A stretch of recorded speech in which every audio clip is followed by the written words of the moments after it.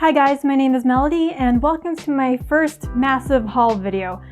Today I have accumulated a bunch of stuff I've purchased over the past couple of months, and I've just decided to consolidate everything into this one haul. So what I've got today are souvenirs from some of my trips and my travels. We've got arts and crafts materials that I went crazy with during the craft store sales. We've got some clothing and accessory items and some skincare, primarily K-beauty skincare. So without further ado, let's start the haul. So in May, I was down in Orlando, Florida, mostly for MegaCon, but I did stop by some of the theme parks afterwards, and I picked up a few fun things. This is all from Universal Studios, and first up, I got this set of Hello Kitty magnets. When I was younger, I used to be really into Hello Kitty. I'm not as much into Hello Kitty anymore as an adult, but this particular set of magnets had the exact color scheme of my kitchen, which is mostly light blue and red for kind of an atomic age atom punk theme. So when I saw this set of magnets, I thought it would fit perfectly into my theme.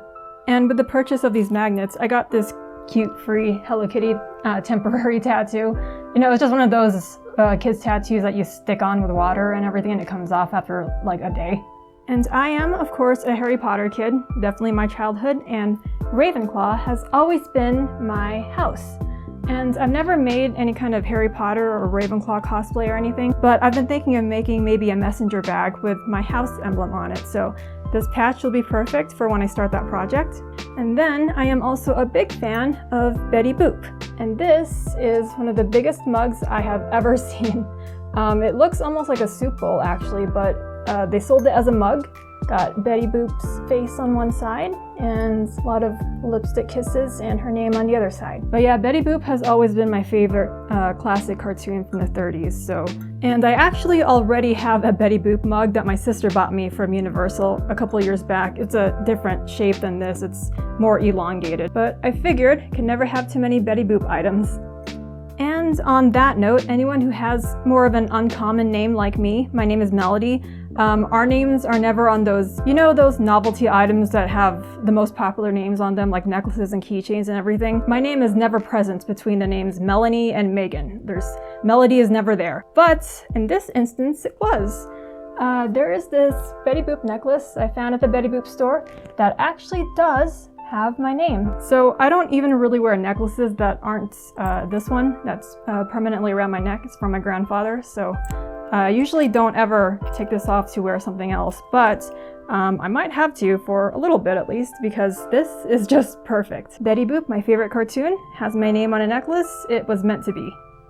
Alright, and this next set of souvenirs actually was way back when I went to Colorado Springs this past Christmas. God, and it's already July. I've just been holding on to this stuff. Okay. I thought Colorado Springs was a beautiful city, and we visited Manitou Springs, which was this mountain town that was outside of Colorado Springs, and they had this big arts and crafts culture over there. And so, like I mentioned about those novelty items with the most popular names on them, I found this keychain, not my name, but my mom's name. This is a keychain that holds this little cork bottle. It has real gold flakes that I assume are in water, but has Colorado on it, and my mom's name Rachel. Is this the right way up? Yeah. So when I saw this, I decided to get it for my mom for her birthday, which is next month in August. So this will be fun to give her. I think she'll like it. And then I bought some rocks, but not just any rocks. These are a chunk of amethyst. You can see the purple hue there within the crystal. This one was, I believe this is quartz or topaz. I want to say quartz, but has the orange hue. Really like the shimmer on this one. And this was some sort of peacock rock. It was labeled peacock something, I just don't remember what it was. But I don't know if the coloring is natural. It looks natural, and I just thought it was really cool. So, I don't know, I currently live in New Mexico, and ever since I got here, I noticed there was a lot of emphasis on minerals, crystals, rocks, and everything. So I might be starting a rock collection, I don't know. And finally, we have this big tin sign. And it says, if you can see past the light reflection, it says Mel's Drive-In. Not only that, it is the colors of my kitchen, as I mentioned, blue and red. So this is going to go probably on one of the walls in my kitchen. And this was just another fitting find, so I bought it. All right, so that was all the souvenirs I accumulated. Next up, let's tackle this mountain of arts and crafts materials that I might have hoarded. So, all right, and this first pile is from Walmart. My local Walmart has been rearranging their entire store, and they've been really trying to move their inventory and their stock out. And so when I stopped by the fabric section, I found all this. I got a couple bundles of this stretchy t-shirt-like fabric. It was $1 a yard. And this is another one. It's a little bit thinner than the first fabric, but it's 4 yards for $4, so also $1 a yard. And this one as well, it has more of a mesh chevron pattern, if you can see there. Yeah, it's like chevron. But yeah, it was $1 a yard for this as well. I got an off-white one, 2 yards, $2, and a beige one that has a striped sheer pattern. You can see there. Now this one is more of a heavyweight fabric. It's 100% cotton, and with its weight and texture, it'd be a really good material to make dress pants or a dress skirt out of. But yeah, this one was 2 yards for $3. Same with this one. It has more of a floral pattern to it, but it's also 2 yards for $3, and it's also 100% cotton.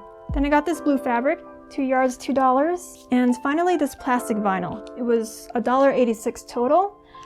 This particularly I'm probably going to use as a cover, like a matte cover for my my painting desk. I have a cover on my painting desk right now, but it's not working very well, so I figured this one would be a lot sturdier and probably easier to clean.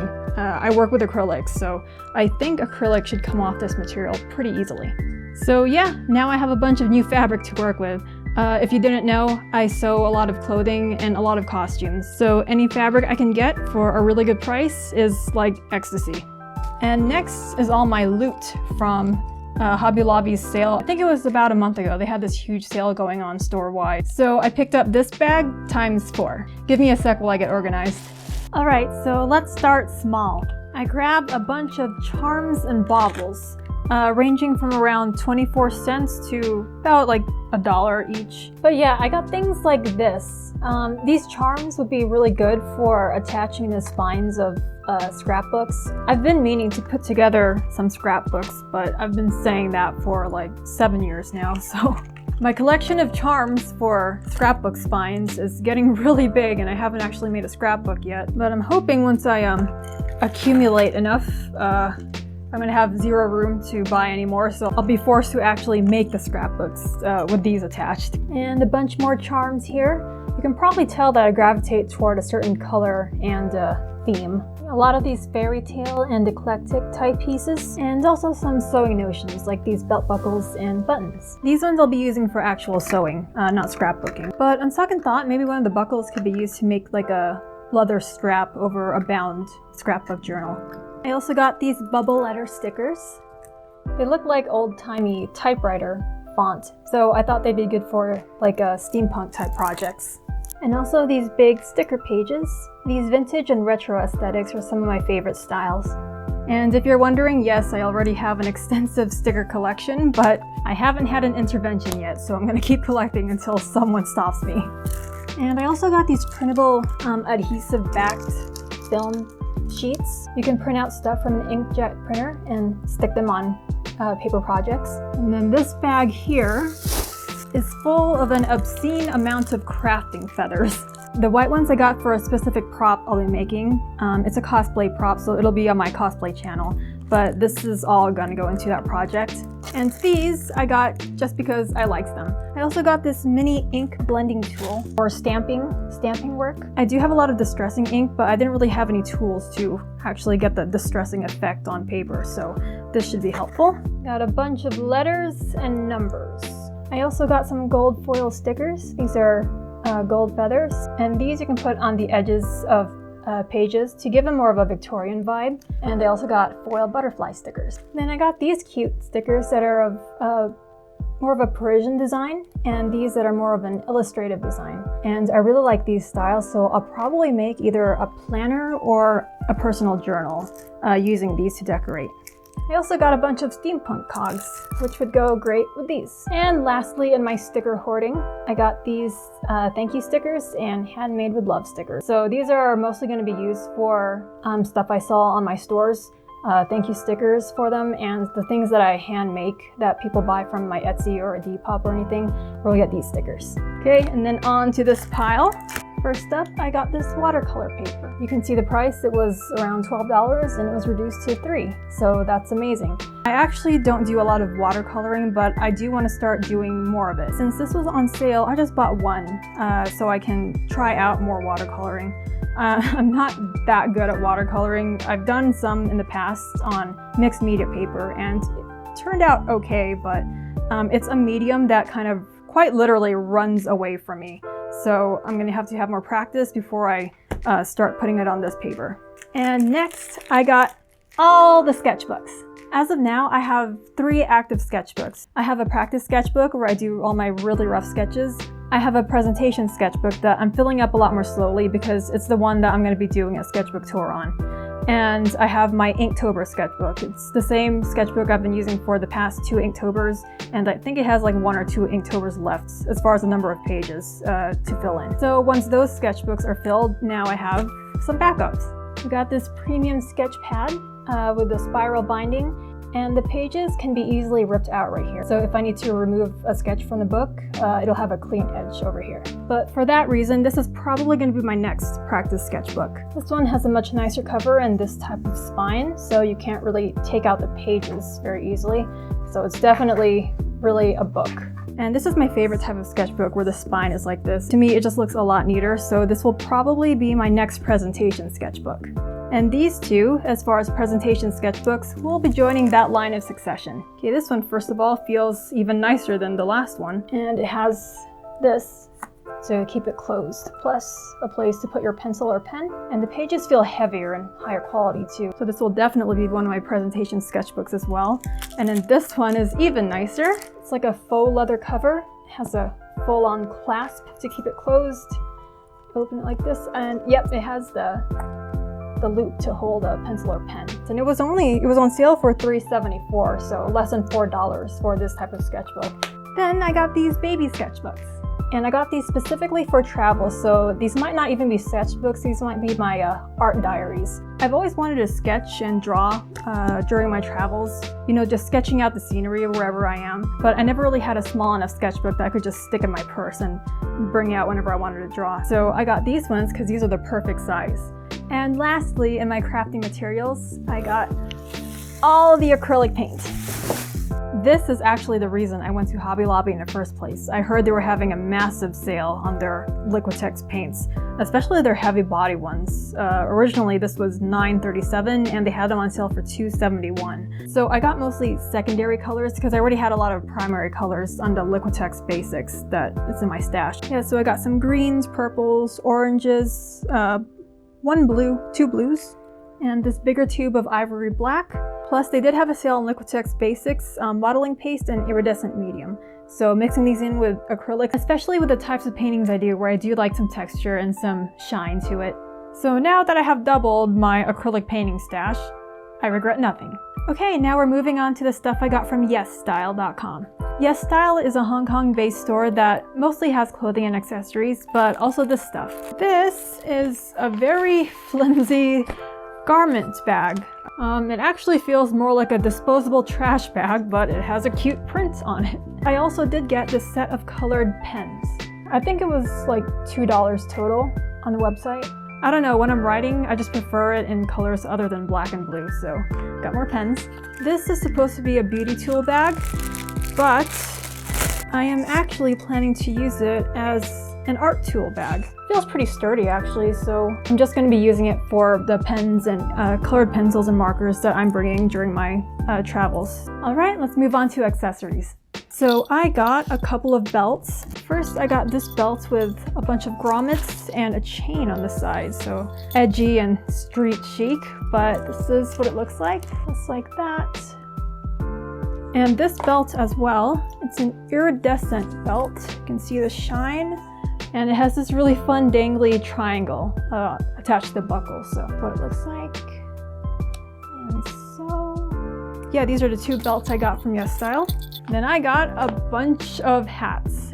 Got 2 ball caps and so many berets. I already have a couple of berets and I bought more. The blue one is the most simple one. It's just a regular beret. I bought it specifically to match this blue skater skirt I have. And, you know, it has kind of that Parisian vibe to it. Oh, yeah, fits perfectly. And then this is one of my favorite ones. It has this really nice corset ribbon design on the top. And this, I assume, is supposed to be worn in the style where it's mostly to the back instead of to the side. And this is another cute one with this bow here. And along the rim is another little bow and some flower detailing. So this one, I think specifically, if you want the bow to be the right side, you have to wear it like this, where the smaller bow is on your right temple. And this beret is kind of edgier because it has the piercings. For some reason, I really love the piercings on hats. It's just really cool to me. Something like this. The piercings are right here. And I already have 3 ball caps, black, white, and pink one. No, 4. A black, white, pink, and purple one where the bills are pierced, but I got more colors. And the material on both of these is suede. And this actually matches a jacket I already have, which is... So I got this jacket last year from Rue 21, and it's made of the same suede material, and it's, I believe, almost the same shade of blue. See, it's suede, and so is this cap. If I wanted to go all monochromatic with some black and white thrown in, I could wear this entire thing as an outfit. And I'm assuming this one fits in pretty much the same way. Like, yeah, just like that. All right, and moving on to clothing. I got only 3 pieces from YesStyle. The first one is this dark blue and violet iridescent shirt. But yeah, it just shimmers like that, so it's pretty fun. And I also got this dark coral, almost rusty orange. I've seen the models wear this under dress shirts, so they roll up the sleeves of their button-up shirts and they leave the collars open so that these shirts, they show underneath the collar and along the arms. And this one is black sheer mesh with a diamond print. And so that brings us to H&M and Forever 21. Okay, first of all, since this is already out, this is a hat I got. And I actually got the biggest size because I always thought that I had a rather large head, but apparently I was wrong. This is their large, and when I tried it out in the store, I guess I wasn't paying attention, but when I wore it at home, it turns out it's bigger than I thought it would be. I feel like if it were the right size for my head, it would be like Audrey Hepburn-ish. But right now I just feel like I'm drowning. Okay, so diving into my H&M bag, I got this pink duffel. And I got it specifically to use at the airport as my carry-on. And this one I thought was a really nice color. The pink is really subdued, and I really like the gold hardware on it. Okay, and as for the clothes I got, still H&M, I got this kind of a cropped sweater that has a zipped neckline. You can open it like this, and it just opens up the collar, but I thought it just looks really comfortable. And this was on sale for only $4. Now this sweater I got from the men's section because I looked high and low for a longer sweater that goes down to around my mid-thigh. Couldn't find any across several stores in the women's section, so I checked the men's section at H&M, and sure enough, they had this, and this is perfect. This is exactly what I was looking for. I really like the contrast of the regular cotton with this material. And this is another sweater I got. It's just a basic muted pink sweater. And on the left side, it says love. And these two were just some shirts I picked up. They were on sale for $2 each. So this one is just a magenta pink t-shirt. It has a little emblem here. And then just this tank top that I'm probably gonna use as a workout tank. So that was it for H&M. I only bought 2 things from Forever 21. First was a simple yellow t-shirt. And I got this for the sole purpose of recreating one of my childhood photos. If you've seen those types of pictures across Facebook and social media and everything, the picture I want to recreate is when I'm wearing a yellow t-shirt. And now I don't have any yellow t-shirts. And I just bought one so I can do that recreation when I have the time. And lastly, from Forever 21, I just got a simple pink cami. I have a collection of camis, but for some reason I didn't have an actual pink one until now. So I plan to wear this under blazers and cardigans. Okay, and lastly, we have beauty products. I got some from YesStyle and also Soko Glam, which is mostly K-beauty products. But starting with the YesStyle ones, I got this oil blotting paper. I don't know how well it's going to work, but it was on sale for a little over $1, so I just grabbed a pack of it. Then I got some false eyelashes and an eyelash applicator. I don't wear false eyelashes normally. I rarely even wear makeup normally. But for my costumes, when I cosplay and everything, I noticed on other cosplayers, false lashes really make your eyes stand out in photo shoots, so I'm gonna be trying this out. The last time I actually wore false lashes was when I was dancing on my high school dance team.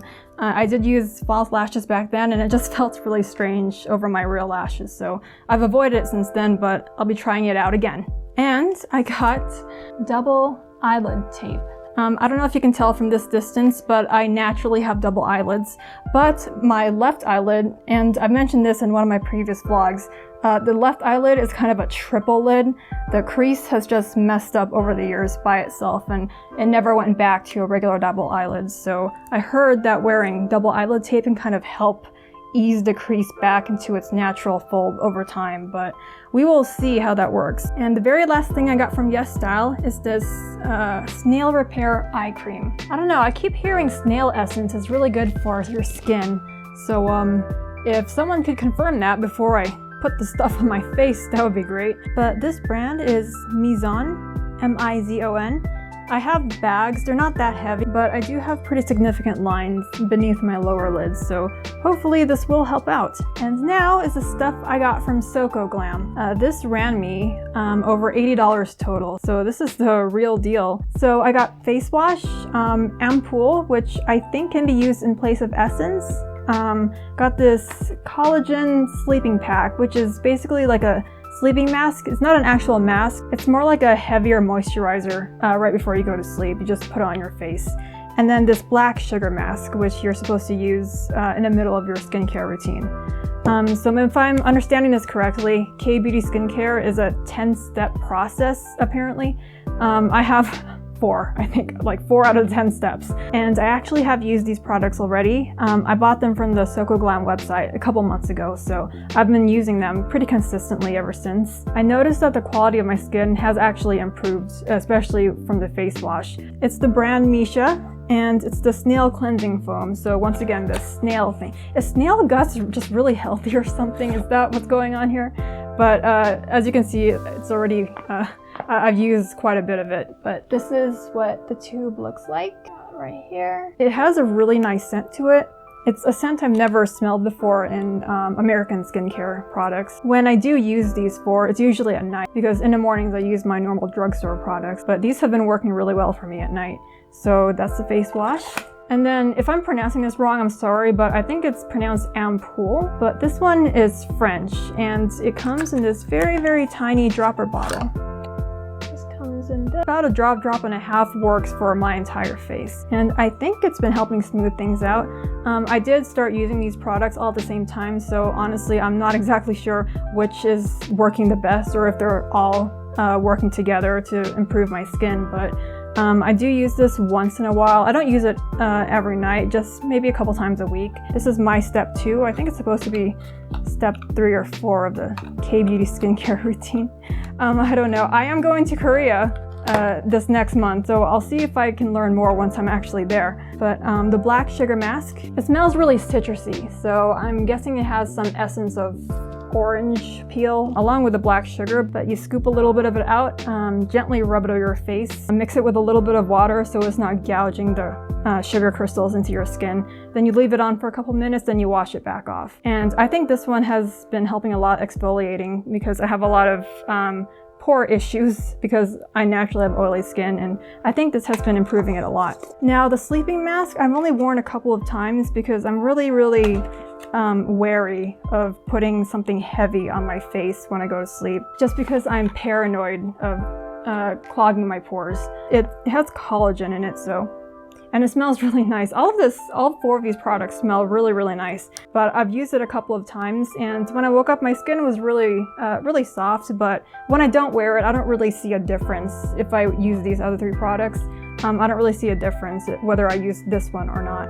But I'll continue using it. This brand is Etude House, just like that. I'll try increasing its frequency and see if it changes anything. But yes, so that's all the stuff I got from Soko Glam. When I am in South Korea this next month, I'll look up other products I should try out I have seen YouTube videos of people reviewing products that they've gotten in Seoul as far as skincare. I'll definitely be watching more of those this week and see what else I can add to this skincare collection. I'm pretty sure K-beauty skincare is cheaper when it's actually bought from Korea, so I'm going to be having probably another massive haul when I come back, not only of skincare but of accessories and clothing, because I do plan to go crazy once I'm abroad. But yes, that finally concludes this mass haul video.